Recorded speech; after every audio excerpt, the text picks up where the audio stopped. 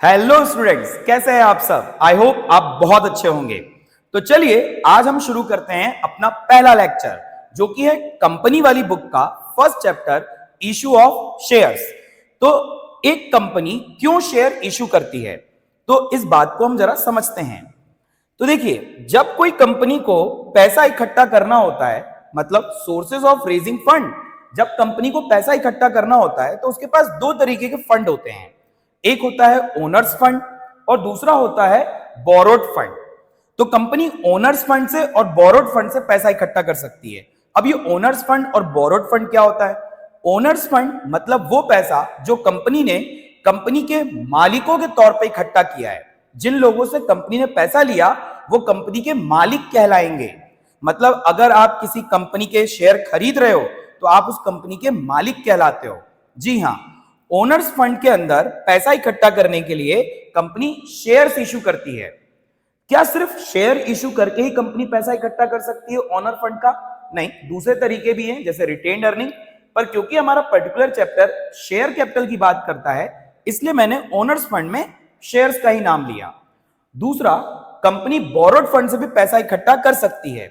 अब borrowed fund क्या होते हैं? ये वो पैसा होता है जो कंपनी किसी से उधार लेती है विथ इंटरेस्ट। वो पैसा वो कंपनी वापस भी करेगी उसको किसी ना किसी दिन। इसमें कंपनी बैंक से लोन ले सकती है, डिबेंचर इशू कर सकती है। तो जो डिबेंचर है वो मैंने यहां लिखा है क्योंकि जो हमारा नेक्स्ट चैप्टर है कंपनी के अंदर वो डिबेंचर है। पर फिलहाल हम शेयर्स की बात कर रहे हैं, ओनर्स फंड के अंदर शेयर कैपिटल।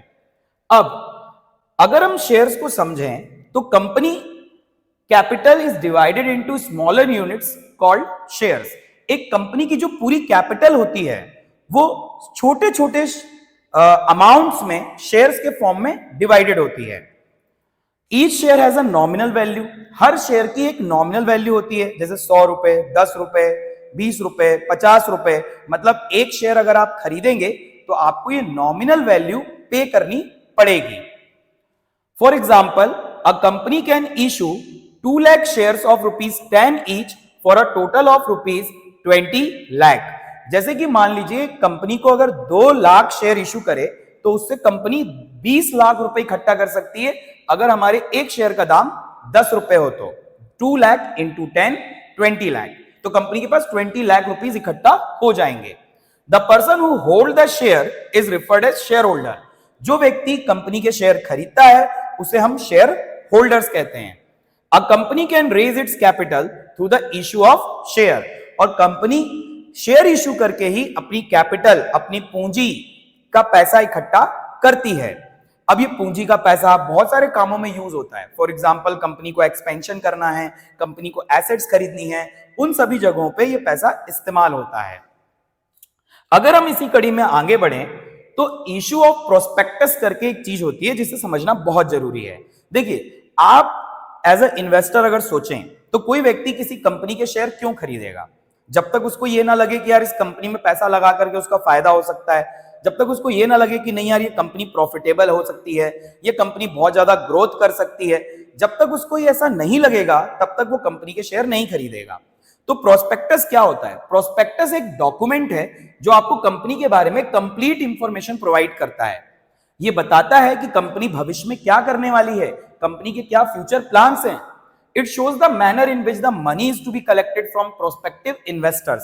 प्रोस्पेक्टिव इन्वेस्टर्स कौन होते हैं? जो लोग हमारी कंपनी में पैसा इन्वेस्ट करने वाले हैं उनको हम प्रोस्पेक्टिव इन्वेस्टर्स कहते हैं।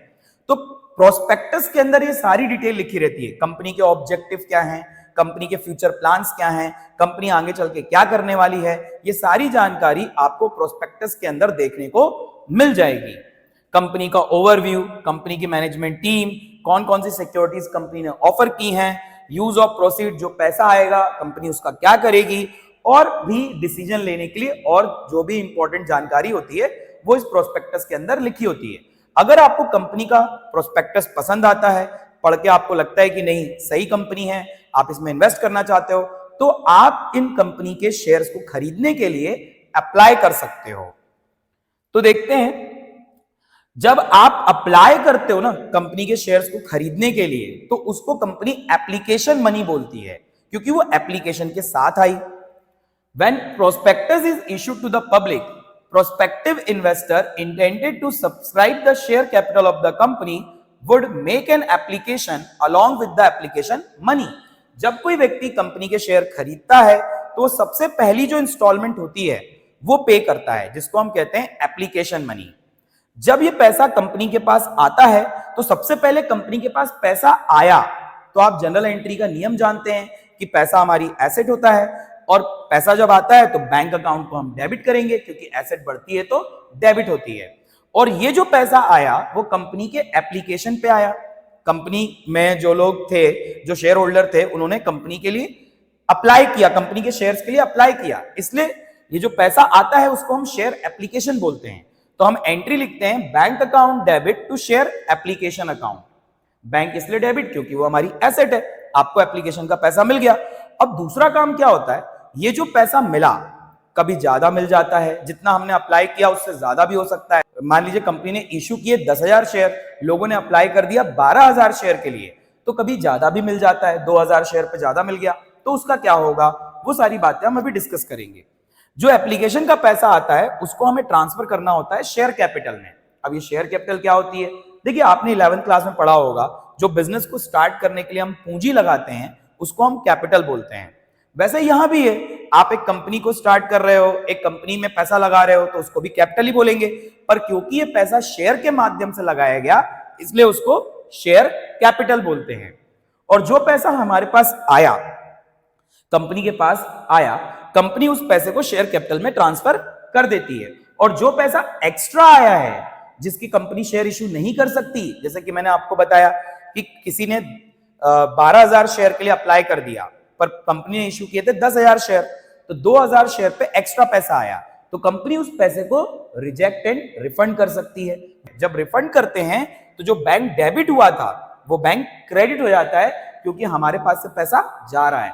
फिर वही कंसेप्ट कि हमारे पास से एसेट जा रही है इसलिए वो क्रेडिट हो जाएगी, और बैंक का अकाउंट का जो बैलेंस होता है वो हमारी एसेट है, पैसा हमारी एसेट है। अब ये तो पहली किस्त हो गई जो एप्लीकेशन की है। इसके बाद जो दूसरी किस्त होती है, देखिए पहली किस्त में जो भी लोग पैसा देते हैं उनको ये श्योर नहीं होता कि उनको शेयर मिलेंगे ही। दूसरी किस्त जो होती है वो अलॉटमेंट होती है, तो मैं आपको दिखाता हूं। जो दूसरी किस्त होती है उसको हम बोलते हैं अलॉटमेंट। अब इस किस्त में क्या होता है, जिन लोगों ने भी अप्लाई किया उनके नाम पे शेयर अलॉट होते हैं। जब अलॉटमेंट हो जाता है तब आदमी को पता चल जाता है कि हाँ उसको कंपनी के शेयर मिल गए हैं, वरना रिजेक्ट एंड रिफंड हो जाता है और वो पैसा वापस आ जाता है लोगों के अकाउंट में, जैसे उन्होंने पे किया था वैसे ही वापस आ जाता है। Letter of allotment are send to those whom the shares have been allotted। Letter of allotment उन्हीं को मिलेगा जिनको शेयर अलॉट हुए हैं।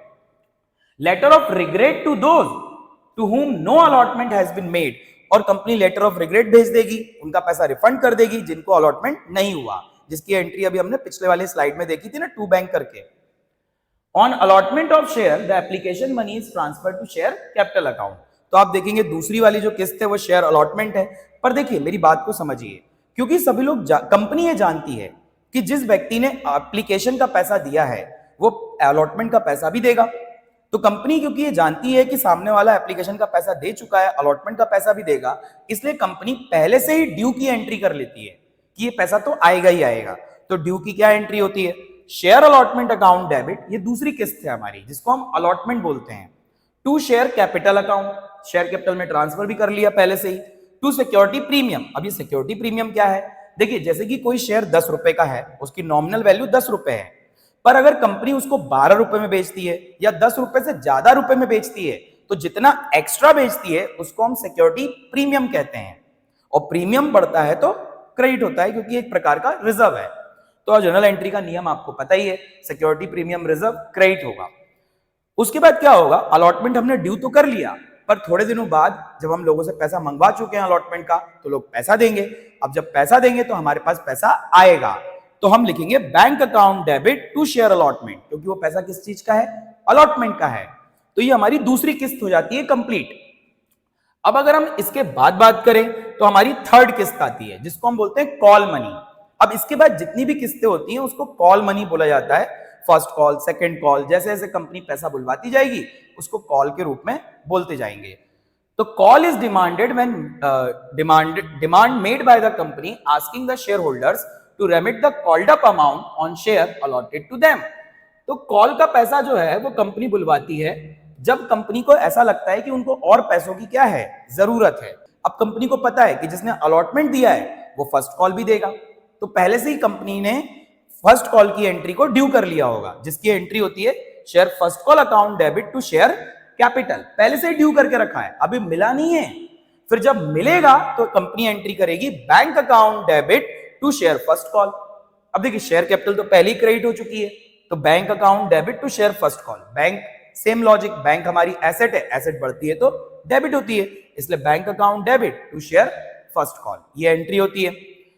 अब फर्स्ट कॉल आखिरी कॉल नहीं है। मान लीजिए कंपनी ने पैसे बुलवाए, फॉर एग्जांपल 10 रुपए का एक शेयर था, एप्लीकेशन पे 2 रुपए बुलवा लिए, अलॉटमेंट पे 3 रुपए बुलवा लिए, तो 5 रुपए तो बुलवा लिए, और फर्स्ट कॉल पे 2 रुपए फिर से बुलवा लिए, तो 7 रुपए बुलवा लिए।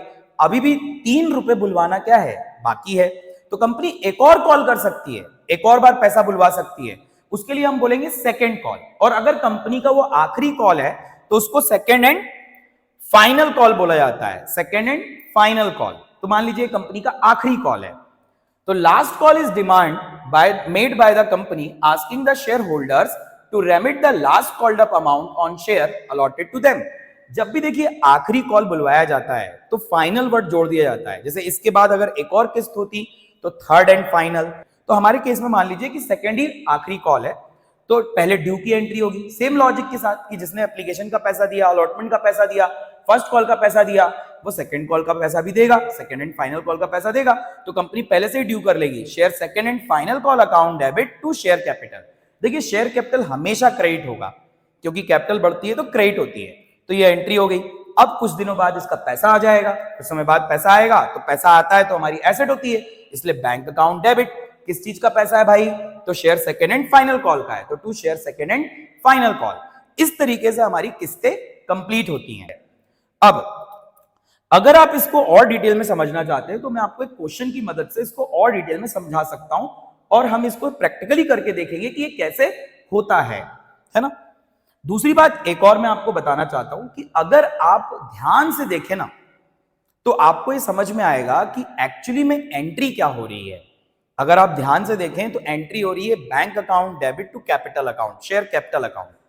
आपने 11th क्लास में पढ़ा होगा जनरल एंट्री क्या होती थी, बिजनेस को स्टार्ट करने की, commence business with cash 1 lakh, ऐसा ट्रांजैक्शन आता था, तो एंट्री क्या होती थी, कैश या bank account debit to capital. Actually में यहां भी वही हो रहा है, बस वो ड्यू और रिसीव के चक्कर में अलग अलग एंट्री हो रही है। अगर आप उसको क्रॉस करेंगे ना, अगर कैंसिल करेंगे एंट्री को, तो बैंक टू कैपिटल ही एंट्री निकलेगी। जैसे for example share second and final call debit है और share second and final call credit है, तो डेबिट से क्रेडिट क्या हो जाएगा, कैंसिल, तो एंट्री क्या बचेगी, bank account debit to share capital account. देखिए वही एंट्री आई, bank account debit to capital, बस शेयर वर्ड आगे जुड़ गया क्योंकि हमने शेयर से पैसा इकट्ठा किया है। अगर आप इसके पहले वाली भी एंट्रियां देखेंगे तो सेम लॉजिक है, share first call account debit में, share first call account credit में, फर्स्ट कॉल से फर्स्ट कॉल क्या हो जाएगा, कैंसिल, तो एंट्री बचेगी बैंक टू शेयर कैपिटल। भाई किसी भी बिजनेस को स्टार्ट करने की यही तो एंट्री होती है, बैंक अकाउंट डेबिट या cash account debit to capital account, आपने 11th क्लास में पढ़ा होगा, है ना। इसके पहले वाली एंट्रियों में भी सेम लॉजिक है, अलॉटमेंट से कैंसिल हो जाएगा अलॉटमेंट, तो bank account debit to share capital to security premium आ जाएगा। चलिए अब हम इसको एक क्वेश्चन की मदद से समझने की कोशिश करते हैं, तो आपको ज्यादा क्लियरिटी आएगी। मान लीजिए कि एक क्वेश्चन है जिसमें लिखा है Hema limited invited application for 10,000 share of ₹10 100 each. देखिए हेमा लिमिटेड एक कंपनी है, उसको पैसों की क्या होगी, जरूरत होगी, तो उसने मार्केट में 10,000 शेयर इशू किए, 10,000 शेयर इशू किए। एक शेयर की वैल्यू कितनी है, 100 रुपए, ये उसकी नॉमिनल वैल्यू है, मतलब ये उसका प्राइस है, एक शेयर का प्राइस है 100 रुपए, एट अ प्रीमियम ऑफ ₹10, और वो भी 10 रुपए के प्रीमियम पे इशू किया है।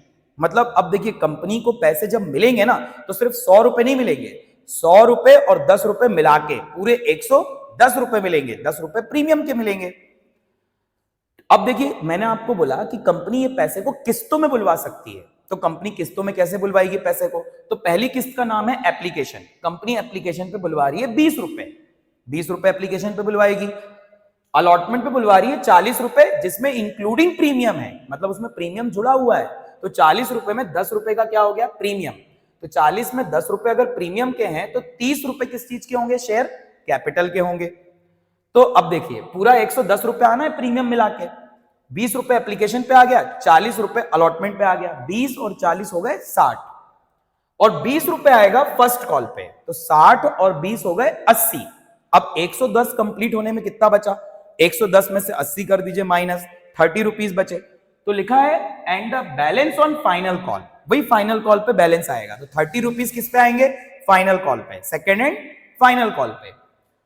आगे लिखा है पब्लिक अप्लाइड फॉर 12,000 शेयर। अब देखिए वही ओवर सब्सक्रिप्शन का केस हो गया। ओवर सब्सक्रिप्शन कब होता है? जितना कंपनी ने शेयर इशू किया उससे अगर ज्यादा लोग मांग लें शेयर तो उसको ओवर सब्सक्रिप्शन बोलते हैं। अब कंपनी फंस गई कि यार भैया 12,000 शेयर के लिए लोगों ने अप्लाई कर दिया, पर कंपनी ने कितने शेयर इशू किए थे? 10,000 शेयर ही इशू किए थे। तो 12,000 शेयर कैसे दे सकती है कंपनी? तो कुछ ना कुछ तो करेगी कंपनी। अब क्या करेगी समझिए। Excess 2,000 share were refunded. Excess जो 2,000 शेयर है उसको रिफंड कर देगी कंपनी। क्या भैया कोई और तरीका भी है? क्या सर हम किसी और तरीके से भी कर सकते हैं? हाँ, दूसरा तरीका भी है। दूसरा तरीका होता है प्रोराटा अलॉटमेंट, वो मैं आपको आगे की क्लास में बताऊंगा। तो 2,000 शेयर कंपनी ने रिफंड कर दिए, मतलब उस पर जो पैसा आया होगा वो रिफंड कर दिया होगा। All the share were applied and allotted, all the money was duly received, you are required to journalise this transaction. आपको जनरल एंट्री पास करनी है इन ट्रांजेक्शंस के लिए। अब बच्चा याद रखिए, जब आप बोर्ड में प्रेजेंटेशन करते हैं तो प्रेजेंटेशन बहुत मायने रखता है क्योंकि उसके मार्क्स मिलते हैं। इस क्वेश्चन को कैसे प्रेजेंट करते हैं और इस चैप्टर में और बाकी क्वेश्चन है उनको कैसे प्रेजेंट करना है वो मैं आपको सिखाता हूं। सबसे पहले हमें बोला गया है जनरलाइज द डीस ट्रांजेक्शन, इन ट्रांजेक्शन की जनरल एंट्री करना है। तो हम एक न्यू पेज ओपन कर लेते हैं, वहां मैं आपको जनरल एंट्री करके बताता हूं। सबसे पहले जनरल एंट्री करने के लिए आपको एक फॉर्मेट बनाना होता है, तो फॉर्मेट बना लेते हैं हम। कई बच्चों को जनरल एंट्री का फॉर्मेट बनाना नहीं आता है। तो देखिए जनरल एंट्री का फॉर्मेट कुछ ऐसे खींचा जाता है। इसमें जो पहला वाला कॉलम है आपका वो हो गया आपका डेट। डेट के साइड में होता है आपका पर्टिकुलर, पर्टिकुलर के साइड में होता है आपका एलएफ, लेजर फोलियो, जिसमें पेज नंबर आता है पर हमारे वाले क्वेश्चन में कुछ नहीं आएगा। उसके बाद आता है यहाँ पे डेबिट का कॉलम और फिर क्रेडिट का कॉलम। फिर हम यहां से ऊपर एक लाइन खींच लेंगे और अब इसमें जो जो चीजें जरूरी हैं उसको लिख देंगे। जैसे हम ये किसकी बुक में एंट्री कर रहे हैं? तो हम ये बुक में एंट्री कर रहे हैं हेमा लिमिटेड के, तो हम ऊपर लिख देंगे हेमा लिमिटेड और लिख देंगे जनरल एंट्रीज। ये हमने लिख दिया। तो ये जनरल एंट्रीज हो रही है किसकी बुक में? हेमा लिमिटेड के। यहां पे हमने लिख दिया डेट। देखिए भले डेट ना दी हो क्वेश्चन में पर फॉर्मेट का पार्ट है तो आपको डेट लिखना पड़ेगा। डेट के बाद आता है आपका पर्टिकुलर, पर्टिकुलर के बाद आता है आपका जेएफ, जेएफ के बाद आता है आपका डेबिट और दूसरे में आता है क्रेडिट और उसका रुपीस का साइन। जैसा आपको पता है कि सबसे पहले क्या हो रहा था, सबसे पहले हमारे पास पैसा आया। देखिए जो भी कंपनी के शेयर खरीदते हैं लोग वो सबसे पहले हमको पैसा देते हैं, तो हमारे पास पैसा आता है। तो आपने क्वेश्चन में देखा कि हेमा लिमिटेड वाले क्वेश्चन में अगर आप देखें तो Hema limited invited application for 10,000 share of ₹100 each, ये लिखा था। पर पब्लिक ने हमें कितने शेयर के लिए अप्लाई कर दिया था? 12,000 शेयर्स के लिए अप्लाई किया था। तो हमारे पास पैसा 12,000 के हिसाब से आया होगा। तो 12,000 शेयर्स पे 20 रुपीज के हिसाब से हमारे पास पैसा आया होगा। तो 12,000 पे 20 रुपीज के हिसाब से हमारे पास पैसा आएगा, तो हम लिखेंगे entry bank account debit. Bank account debit क्यों? क्योंकि बैंक हमारी एसेट है और एसेट बढ़ती है तो डेबिट होती है। बैंक अकाउंट डेबिट, और ये किस चीज का पैसा है? एप्लीकेशन का। तो bank account debit to share application account, ये एंट्री लिख देंगे। कितना पैसा आया होगा? तो 12,000 इंटू 20 के हिसाब से पैसा आया होगा, तो 2,40,000 हमारे पास आया होगा। 2,40,000 ये क्या है? ये एप्लीकेशन का पैसा हमें रिसीव हुआ है, तो नरेशन में लिख सकते हैं शेयर एप्लीकेशन मनी रिसीव। अब जैसा कि मैंने आपको बताया था कि यहाँ पे लाइन खींच दी। अब जैसा कि मैंने आपको बताया था कि जो एप्लीकेशन का पैसा आया है उसे हमें ट्रांसफर करना है, और कुछ अगर एक्स्ट्रा आ गया है तो उसे वापस भी करना है। कहां ट्रांसफर करना है? शेयर कैपिटल में। तो हम यहां पे दूसरी एंट्री करेंगे, share application account debit to share capital account to bank account.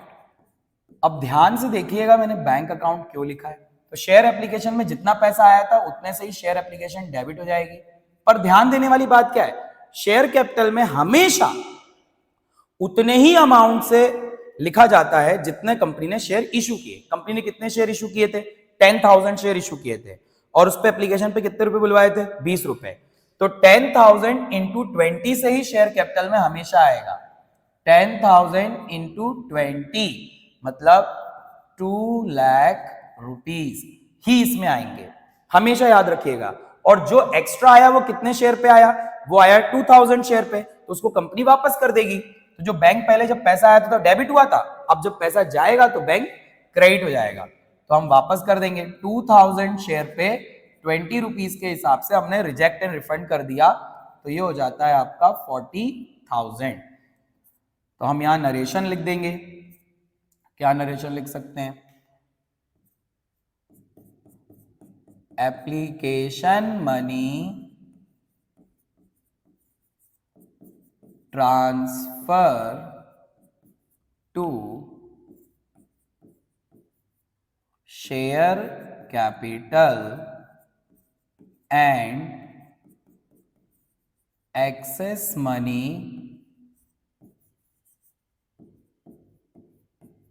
Refunded.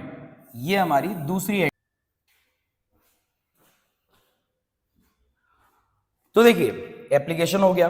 अब इसके बाद आपको पता है कि कंपनी ने अगर एप्लीकेशन के पैसे बुलवा लिए हैं और लोगों ने एप्लीकेशन का पैसा दे दिया है, तो अब हम ड्यू करेंगे अलॉटमेंट, क्योंकि जिन लोगों ने एप्लीकेशन का पैसा दिया है वो अलॉटमेंट का पैसा भी देंगे। तो कंपनी बात जानती है, तो कंपनी पहले से ही अलॉटमेंट ड्यू कर लेगी। तो अगर हम अलॉटमेंट ड्यू करें तो अलॉटमेंट कितने रुपए का है? तो अगर हम देखें तो अलॉटमेंट है पूरा 40 रुपए का, उसमें 10 रुपए प्रीमियम के हैं। तो 30 रुपीज हो गए आपके शेयर कैपिटल के, 10 रुपीज हो गए आपके सिक्योरिटी प्रीमियम के। कितने शेयर पे? 10,000 शेयर पे। 12,000 शेयर पे नहीं, उसमें से हमने 2,000 वापस कर दिए। अब 10,000 से ही एंट्रियां होंगी, है ना। तो अब हम ड्यू कर लेते हैं जरा। तो 10,000 के हिसाब से अगर मैं ड्यू करूं तो share allotment account debit 10,000 shares पे 40 रुपीज के हिसाब से ये हो जाता है आपका 4 लाख रुपए, है ना। 4 लाख रुपए से अलॉटमेंट ड्यू हो गया। उसके नीचे हम लिख देंगे टू शेयर कैपिटल। कैपिटल बढ़ती है तो क्या होती है? क्रेडिट होती है। तो to share capital account 10,000 share पे 30 रुपीज के हिसाब से। हमेशा याद रखिएगा शेयर कैपिटल में हमेशा जितने शेयर कंपनी ने इशू किए हैं उसी के हिसाब से एंट्री आती है। तो 10,000 इंटू 30 ये हो जाता है आपका 3 लाख रुपीज। फिर आ जाएगा टू सिक्योरिटी प्रीमियम अकाउंट, क्योंकि हमने प्रीमियम भी बुलवाया था। कितने रुपए का? 10 रुपए का बुलवाया था। तो 10,000 इंटू 10 सिक्योरिटी प्रीमियम में आ गया आपका 1 लाख रुपीज। तो शेयर, इसकी नरेशन हो जाएगी शेयर अलॉटमेंट मनी ड्यू। छोटी सी नरेशन हमने लिख दी। अब इसके बाद पैसा आने की बारी आएगी। तो देखिए पैसा आना कितना है? 4 लाख रुपीज आना है, तो 4 लाख रुपीज पूरा आएगा। तो पैसा जब आएगा तो हम बैंक की एंट्री को डेबिट करेंगे। बैंक अकाउंट डेबिट, बैंक हमारी क्या है? एसेट है। टू शेयर अलॉटमेंट अकाउंट, और एसेट बढ़ती है तो डेबिट होती है। To share allotment account 4 lakh rupees, हमारे पास 4 लाख रुपए आ गए। हम यहां लिख सकते हैं अलॉटमेंट मनी रिसीव्ड। अब आपको पता है कि आपके पास अलॉटमेंट का पैसा भी आ चुका है। अलॉटमेंट का पैसा आ चुका है तो अब आप क्या ड्यू करेंगे? First call. तो पहले हमें पता है कि कंपनी हमें एक्चुअली में एप्लीकेशन का कंपनी को पता है कि उसको एप्लीकेशन का अलॉटमेंट का पैसा मिल चुका है, तो वो जानती है जिनने एप्लीकेशन और अलॉटमेंट का पैसा दिया है वो फर्स्ट कॉल का पैसा भी देंगे। तो हम फर्स्ट कॉल पहले ड्यू कर लेते हैं। तो एंट्री हो जाएगी ड्यू करने की, share first call account debit to share capital account. कितने शेयर पे? तो कंपनी ने कितने शेयर इशू किए थे? 10,000 शेयर। और फर्स्ट कॉल कितने रुपए का था? तो आइए चेक कर लेते हैं फर्स्ट कॉल कितने रुपए का था। फर्स्ट कॉल था हमारा 20 रुपीज का और उसमें कोई प्रीमियम नहीं है। तो 10,000 इंटू 20, 2 लाख रुपीज। सब हमने फर्स्ट कॉल ड्यू कर लिया। तो हम यहां लिख देंगे share first call money due. अब पैसा आने की बारी आएगी। जब पैसा आने की बारी आएगी तो हम लिखेंगे बैंक अकाउंट डेबिट। बैंक हमारी क्या है? Asset. To share first call account. तो कितना पैसा आएगा हमारे पास? 2 लाख रुपए। तो हम यहां लिख देंगे 2 लाख रुपीस। तो यहां लिख देंगे share first call money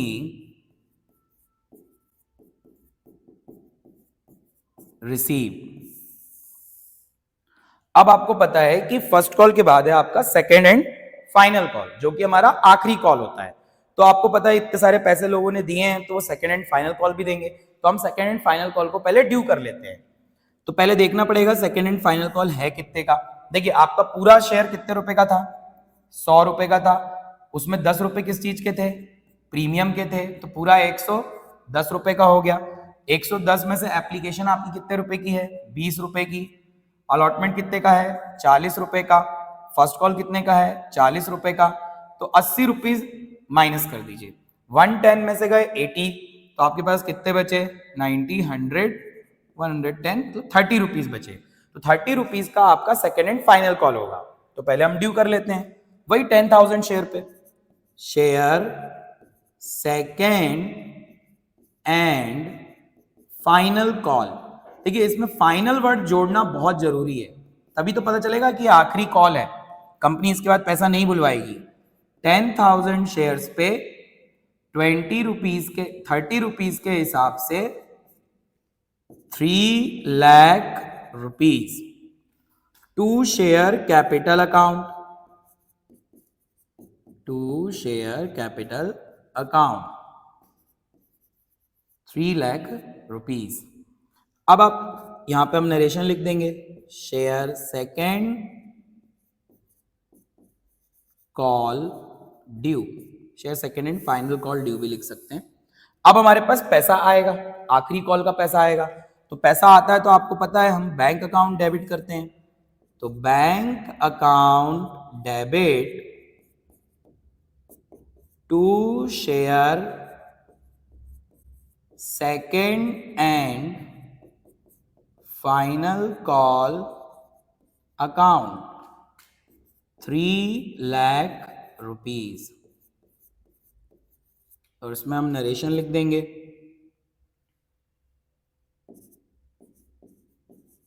share second and final call received. तो इस प्रकार से हमने सारी जनरल एंट्रीज को कवर कर लिया इस क्वेश्चन से रिलेटेड। तो एक्चुअली में अगर आपको इस क्वेश्चन के अंदर कोई डाउट है, कोई कंसेप्ट में डाउट है, तो आप कमेंट करके पूछ सकते हैं। मैं आपको रिप्लाई करके आपके डाउट को रिजॉल्व करने की कोशिश करूंगा। बाकी इससे भी डीप अभी हम इस चैप्टर में जाएंगे। फोर फीचर है, री इशू है, अभी बहुत सारी चीजें हैं इस चैप्टर के अंदर। पर मैंने आपको एक ओवरव्यू और एक आइडिया देने के लिए कि बेसिक तौर पे कैसी जनरल एंट्रीज होती हैं, वो बताने के लिए मैंने आपको ये चैप्टर का ये क्वेश्चन कराया और इसका थोड़ा सा कंसेप्ट बताया है। तो इसी के साथ हम ये वीडियो करते हैं खत्म और आपसे मिलते हैं नई वीडियो में। तो आप इस चैनल को सब्सक्राइब कर लीजिए और जुड़े रहिए हमारे साथ। Thank you.